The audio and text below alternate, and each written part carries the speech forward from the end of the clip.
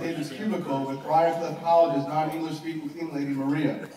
Together we watched as David deliberately and systematically plucked lint off of his desk with one single piece of Scotch tape. Yeah, that's it. Maria then leaned over towards me and quietly whispered, "Que un extraño pájaro."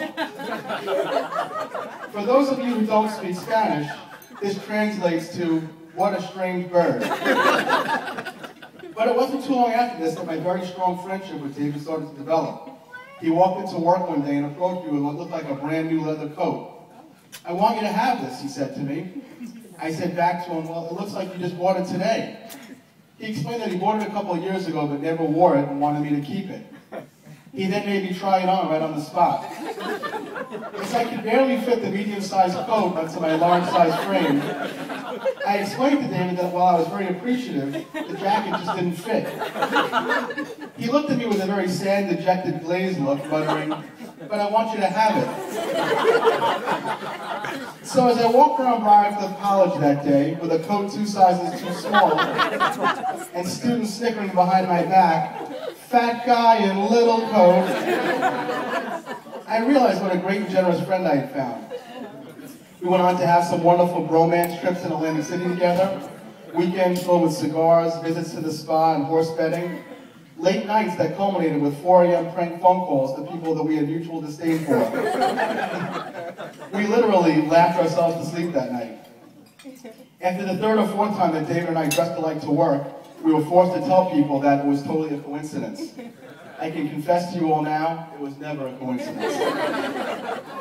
David takes a lot of pride in the fact that I allow him to refer to himself as my manager.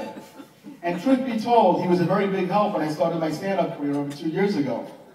Most people were very supportive when I first started, and they insisted that all of my jokes were very funny. Then there was David. Time after time I would approach David with potential material for the stage, and he would respond, "I don't think that's very funny at all." It's that type of reaction that has kept our manager-client relationship very strong.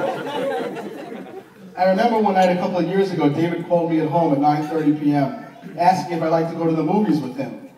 I responded that I couldn't, as it was late and I was getting ready to put my children to sleep. He responded, "I'm very sorry, I totally understand. Would the 12:15 a.m. showing be better for you?" Oh, I cannot wait until my friend David K. becomes a daddy. Which brings me to the very lovely and sweet Lauren. I recall the first time David smuggled me one of those Lauren's delicious homemade chocolate chip cookies. Whispering in the office, "Lauren made these, they're awesome, don't tell anyone." So with a mouthful of chocolate chip cookies, crumbs flying everywhere, I mumbled to David, "You have to marry this girl." Well, unbeknownst to me by this point, David had looked at more rocks than an African diamond miner. He was determined to find that perfect ring, which he did, and put it on the finger of Lauren, his perfect match. Which brings us to this weekend. Don't stop crying, because I'll go. I will go. I'm not afraid. I'll try. I recall early in the wedding planning process, David was freaking out one day, which is not that uncommon. He was freaking out to me about food choices and bands and halls. And I don't know if he remembers this, but that day I told him that a great wedding isn't determined by the food or the band or the hall, but rather by the amount of love the guests at the wedding have for the bride and groom. Remember that? You remember that day? Just say you did, even if you didn't. You're part of the act. You're glowing. Well, if that is any gauge at all, tomorrow is going to be one heck of a wedding. To my dear friend David and his perfect match, Lauren. Turn page, I should have had this. I wish you a million years of health and happiness and laughter and lots of babies.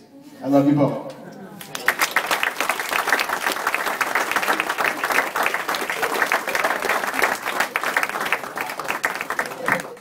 Who's next? Everyone gets a chance tonight.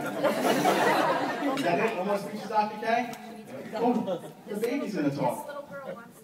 Okay, here we go.